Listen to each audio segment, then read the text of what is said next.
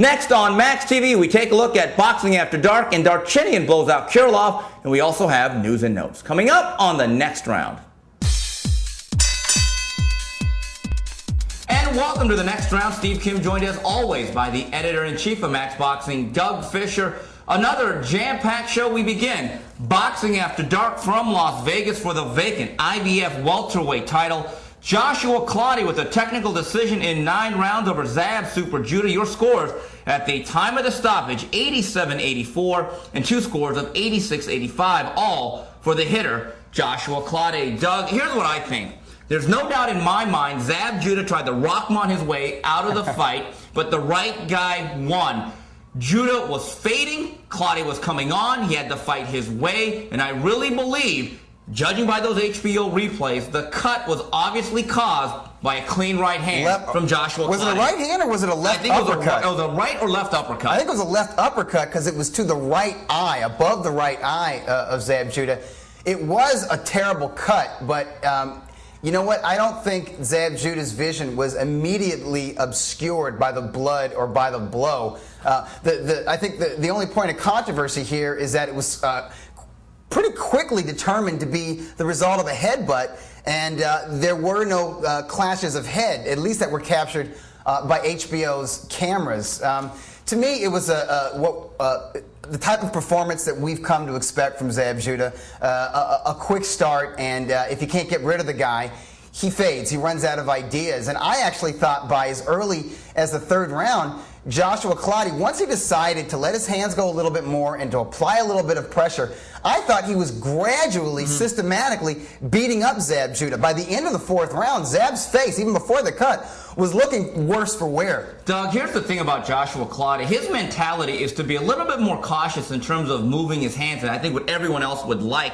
But as soon as he gained confidence and that he realized he can hurt him with both hands, I thought, in my opinion, he was taking over the fight. Doug, Zab Judah, we talk about the quick starts. He's like a rocket ship or a drag racer. He gets off of those explosive starts, but there's all of a sudden there's nothing there after 50 yards. He is what he is. He's a guy that can blow away the B and C level fighters, but at the world-class level, if you are steady and consistent, even as mediocre guys like Carlos Baldorio. I was going to say, is Carlos Baldorio an elite fighter? No. Absolutely not. But I think for Zab Judah, he needs to see some kind of a fear. He needs to see that his punches are taking some kind of an effect. And even if you're not a spectacular fighter, and I believe Joshua Clottey is a world-class welterweight contender. He's now a title holder.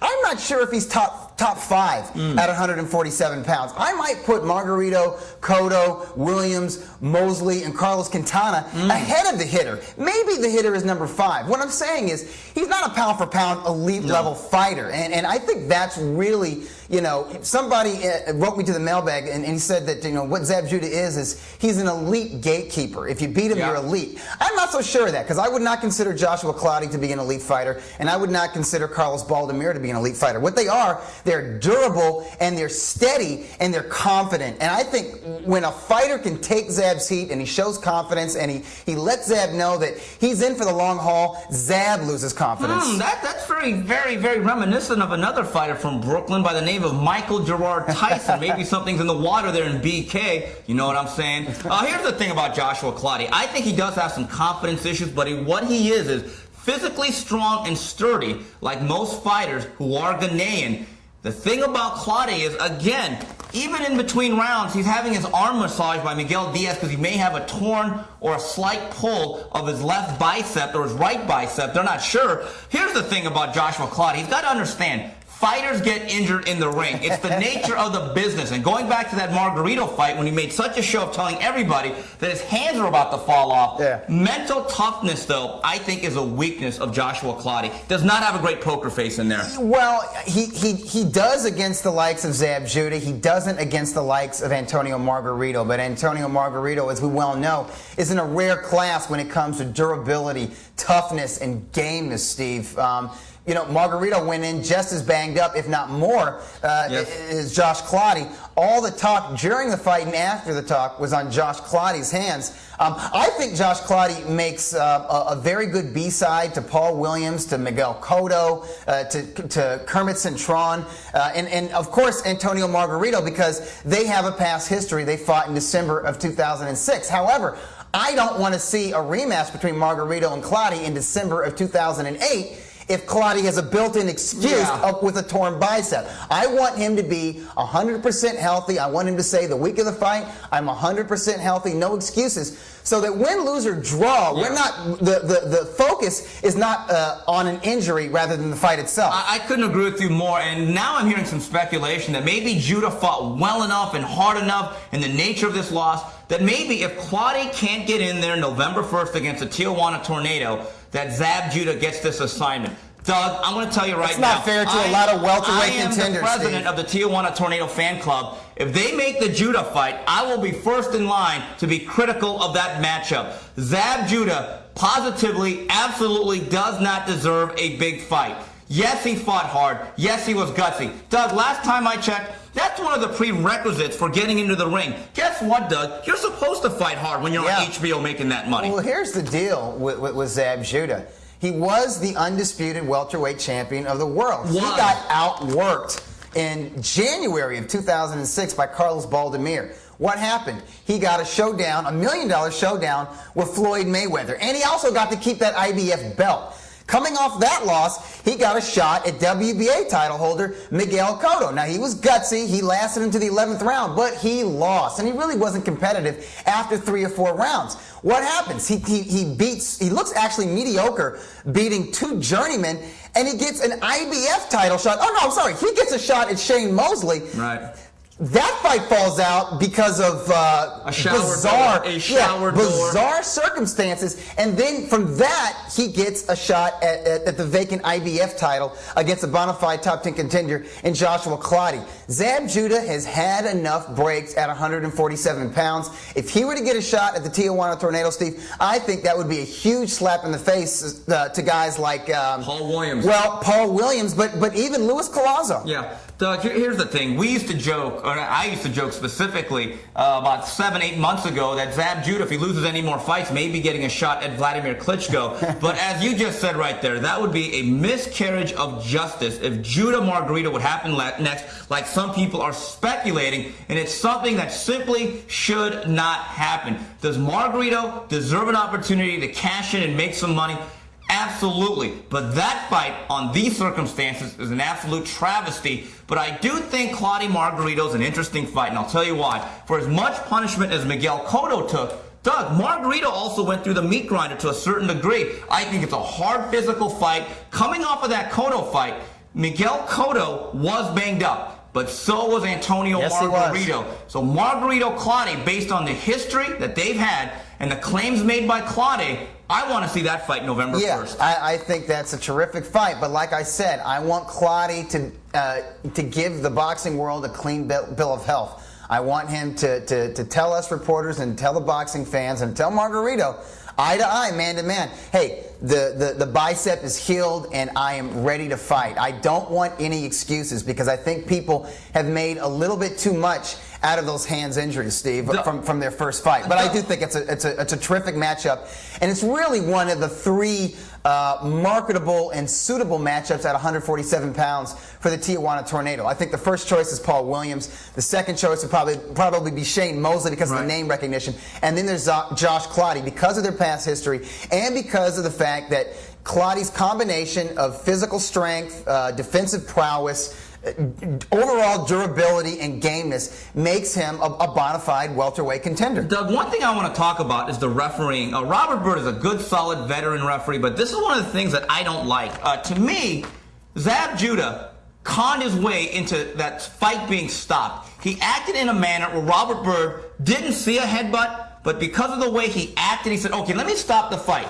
This is one of the things that I hate. I've seen fighters get hit right here on the belt line or above, but if they act like it's a low blow, the referee makes that natural assumption, it must be a low blow, and let me stop the fight. It should be the referee's judgment. If he sees call it, what you see. Yeah, that's what you're there for. You're an official, so get in there and officiate. Don't get in there and listen to what the fighters have to say. Don't make assumptions, particularly based on the fighters on the receiving end of punishment. Doug, but the way Zab Judah acted, where he couldn't really see the fingers, or he said that he couldn't see the right amount of fingers, in your opinion, did he want out? Yeah, I think he did want out. I think it's the same story with Hasim Rahman. These guys are getting up there in age. They are both former undisputed world champions. They have made a decent amount of money, and they're also family men. They have a lot of children, so they've gotten to that stage, not only in their boxing careers, but in their own lives, where they're starting to question, how badly do I want this? Am I willing to be partially blinded? Am I willing to be seriously injured? Am I willing to truly, in the true sense of the word, go out on my shield? A lot of guys, most guys say, hey, I'm a warrior, but really most guys aren't warriors. But Doug, Miguel Cotto and Antonio Margarito have wives, and Miguel Cotto has kids, and you know what, I get the sense. They're younger, but you know what? They're at a stage in their career where they haven't achieved what both Rahman and Zab Judah have achieved. Let me just say this. Back in the old days, I'm going to make an assumption. I think most people would agree. Carmen Basilio, Rocky Graziano, Gene Full, and Ray Robinson would not have quit under those circumstances. Right. All those guys you mentioned are first ballot Hall of Famers. They're actually in the Hall of Fame. I don't know about Zab Judah and Hasim Rahman. They're not getting a check mark from this boxing writer who does vote for the International Boxing Hall of Fame. And that's one of the reasons. Okay. You just said it right there. You know, I will give a break to a guy who's getting up there in age. He's at the tail end of his career, and he has a family, and you know, he's worried about his physical health and his future health. But that just means I'm going to give more credit to those fighters who are willing to go out on the shield, who are willing to make the ultimate sacrifice. Okay, but Doug, here's another issue about, I think, the softening or the wussification of America in the game of boxing. Yes, the guy gets cut. Do you have to immediately stop the fight? Because in my opinion, you take away the advantage of the guy that caused the cut with a clean punch. Because then at that point, Doug... Hey, boxing officials have gotten very squeamish with blood. I mean, you know what? This is a better injury. A cut over my eyebrow or eye, that's a better injury than getting bruises to the brain. Doug, I mean, a guys can be sitting here beating the living crap out of each other, heads jerked back, and nobody steps in, but there's a little bit of blood. That's my point. If me and you are fighting and you hit me right on the chin and I'm wobbling and you're about to finish me, well, why doesn't a referee say, hold on, let's bring a ringside doctor in. Yeah. Hold on, this guy's kind of hurt. Right. How many fingers do you see? 18. I agree. See, I think to me there's a sanitation of the game, and they are letting fighters, they're giving fighters a mechanism to call timeout and to cheat the system. Well, that's it from Las Vegas. We come back, we take a look at Showtime.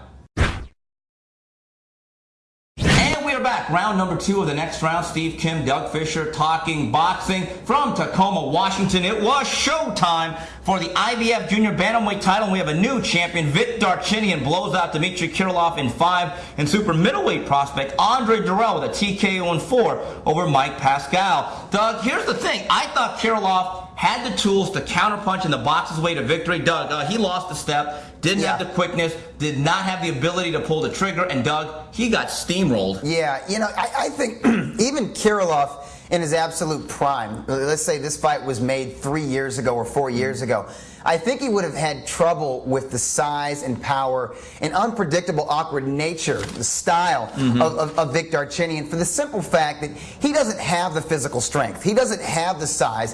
And he doesn't have the punching power to make a bully like Darchinyan doubt himself. And I think, you know, the fact that he doesn't have that power and that most of his championship bouts have had to go the 12-round route, you know, he's lost a step, at least in his legs. You know, it takes a lot out of a fighter, even if it's not a war, just training for a 12-round fight and actually fighting a brisk 12 championship rounds. And that is what Kirillov has done time and time again, and I think he's lost a little something from his legs and off his reflexes. Doug, Vit Darchinyan, I've seen his fights post Nonino Donaire, and he looked like a guy that was very, very apprehensive. Doug, it's clear. It may have taken a while to get his bearings back. This is the most confident Darchinyan I've seen prior to that Donaire fight. However, Steve, it's easy to be confident against a guy you know cannot hurt you. I mean, he was very confident when he was fighting aging former junior flyweights when he was the IBF undefeated flyweight champ. Right, exactly. So when you're fighting guys who are smaller than you and who are getting up there in age,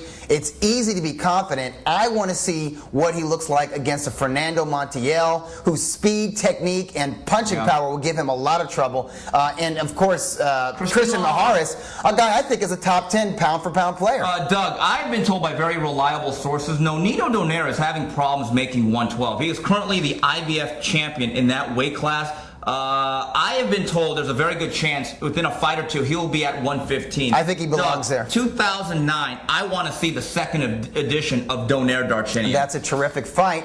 And kudos to Showtime for putting on an interesting boxer-puncher matchup between guys who are definitely not household names, guys who are only known to die-hard fight aficionados. Me and Doug. Right. Us. Yeah. Well, thank you to Ken Hirschman. Yeah. He knows a good matchup when he sees it. On paper, this was an intriguing matchup. Yeah. It turned out to be a blowout, but in this blowout, I think Vic Darchinyan has solidified his name in the junior bantamweight division, a division that has a lot of talent, a lot of depth, and name recognition. Jorge Arce, I think he's definitely faded. Yeah. I think maybe he's made to order for Vic Darchinyan, but I mean, that is a fight that's going to be exciting while it lasts, and it will sell tickets. Doug, on the undercard, beginning this broadcast, Andre Dirrell, I am glad he finished this fight the way he did, because he was having one of those nights where we're like, oh no, not again, but he landed that one shot, and it's what a shot. And he was like, it was like an oil well hitting a geyser. Yeah. He hit the big one.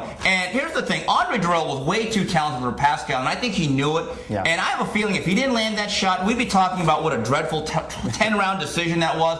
But if you want to see a guy who gets cut, unlike other guys, who wants to continue, who really means it, was Mike Pascal. And I give Pascal, him credit. I mean, that was a geyser between his eyes, right on his forehead. Yeah. It looked like somebody attacked him with a hatchet, Steve. An ice pick. Yeah, an ice pick, exactly. And that was actually from a punch.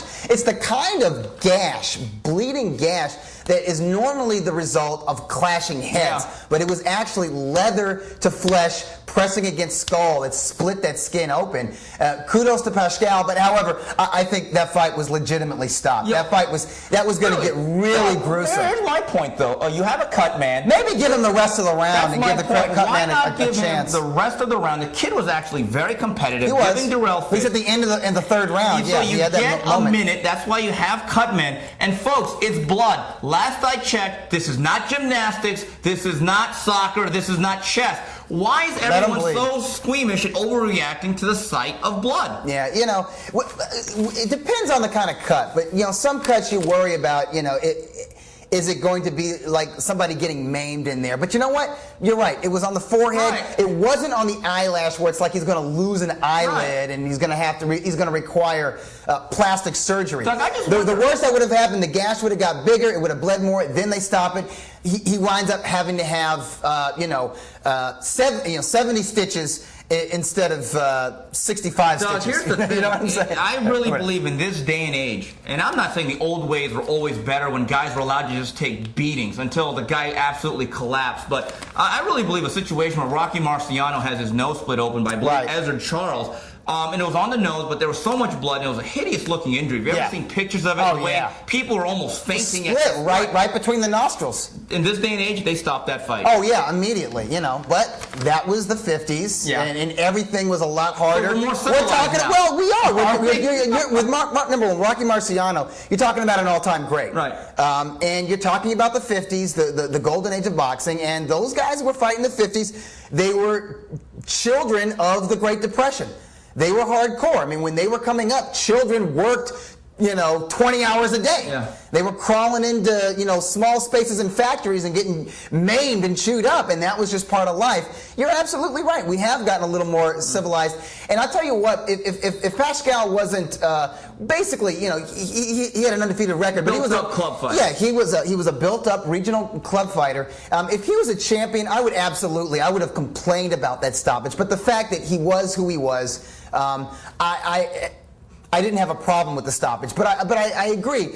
It would have been nice to see him have a chance because he really wanted to fight to see what he did with that enthusiasm, see if he can make it to the end of the round, and see if his cut man could do something with that 1 minute. Listen, it's doubtful, but let's see what happens. Let the cut man give him a chance. That's why we have him, right? Let the cut man spackle together some Vaseline, because let's face it, he wasn't getting hit that much. It was one shot. But what a shot. Yes, it was a hell of a shot, though. It was a geyser, there's no doubt. Well, that's it for Showtime. We come back, we wrap it up with news and notes.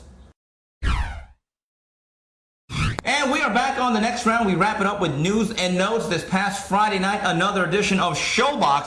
Lightweights in action. Jorge Terán moves to 22-0-1. He stops Michael Lozado in 6th. And then junior middleweight, Ishe Smith defeats the formerly undefeated Paul Wolak, who drops to 21-1. Your scores, 97-93 and 2 scores of 96-94.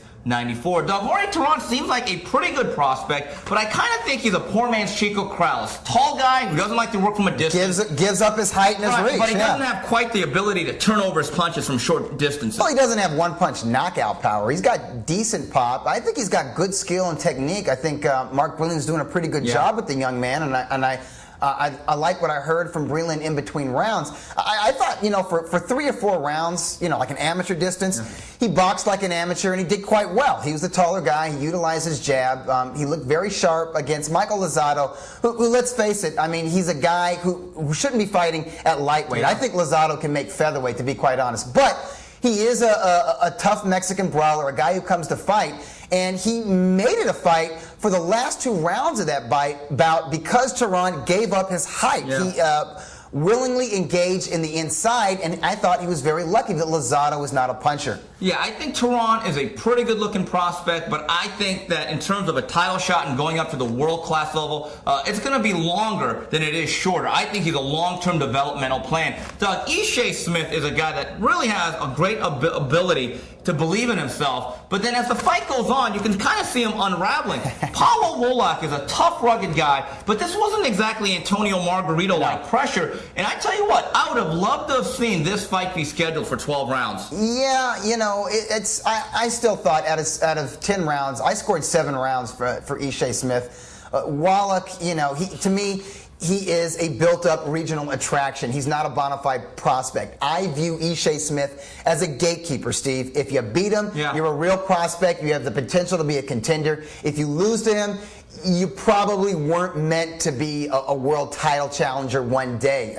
Wallach can still be a nice regional attraction. He comes to fight, but like you said, his pressure is very one-dimensional, and he actually enabled Ishe Smith to look very good in spots. But still, Ishe also looked very nervous in spots as well. It was a must-win situation for Ishe. I think he stays alive in this game as a gatekeeper if he can beat another undefeated prospect or another regional attraction. Who knows? Maybe he earns the recognition of a lower top 10 154-pound contender. There's a fight that I want.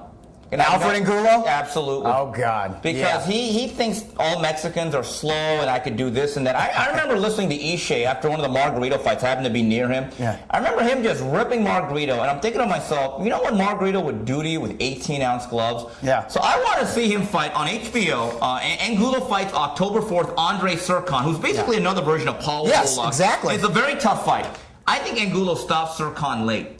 I want to see a fight between Ishe Smith and Pedro Angulo. It's a good matchup because Ishe Smith is kind of cagey in there. He's not going to present himself mano a mano. He's going to pick his spots. He's going to move when he has to. He's going to tie him up in the inside. He's going to pop him with a quick jab.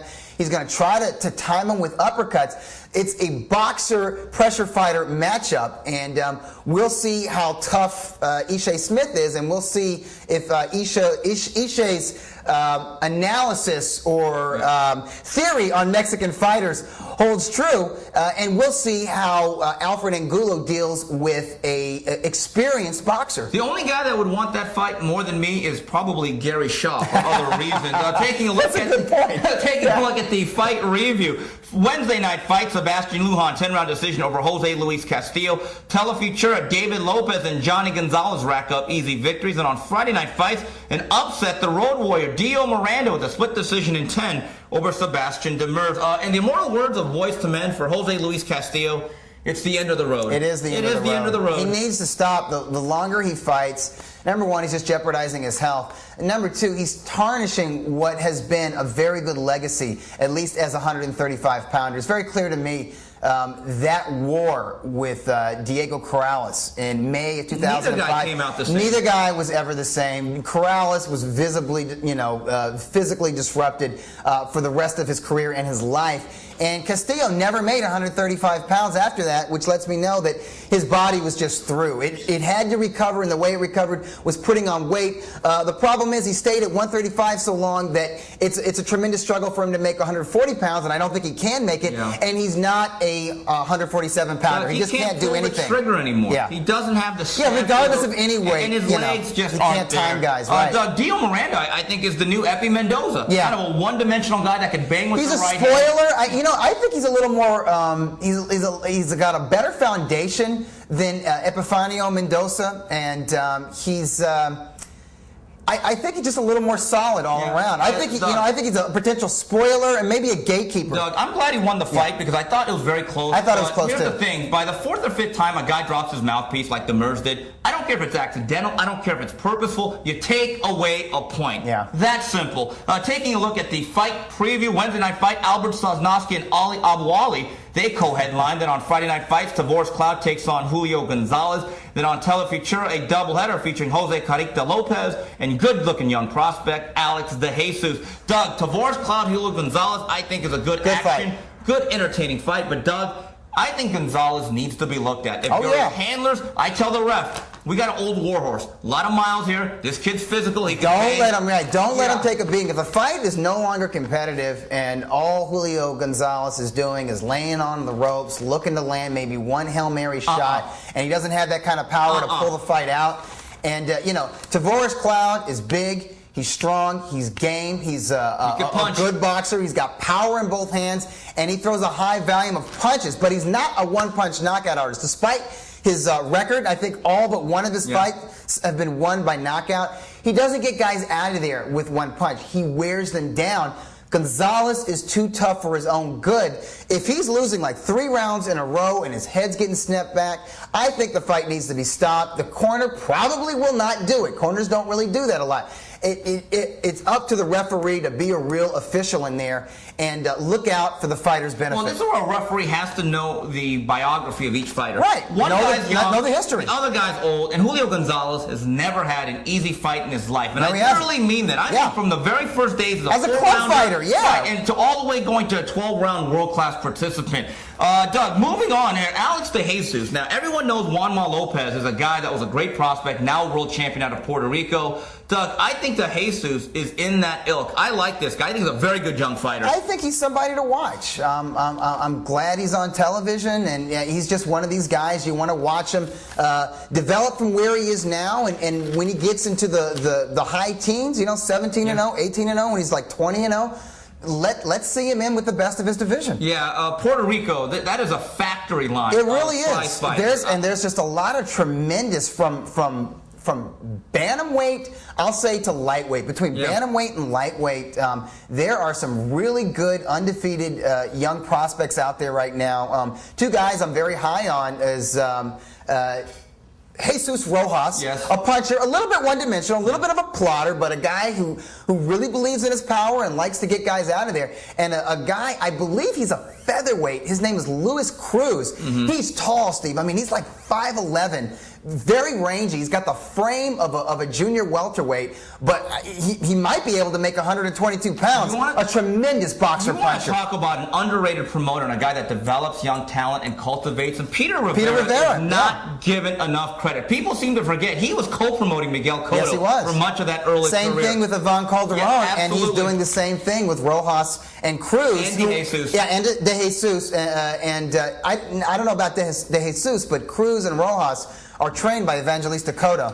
Doug, one tidbit here. Good news. All the rumor mongers, you can go away now. Antonio Margarito and Miguel Cotto were clean as a whistle, according to the Nevada State Athletic Commission.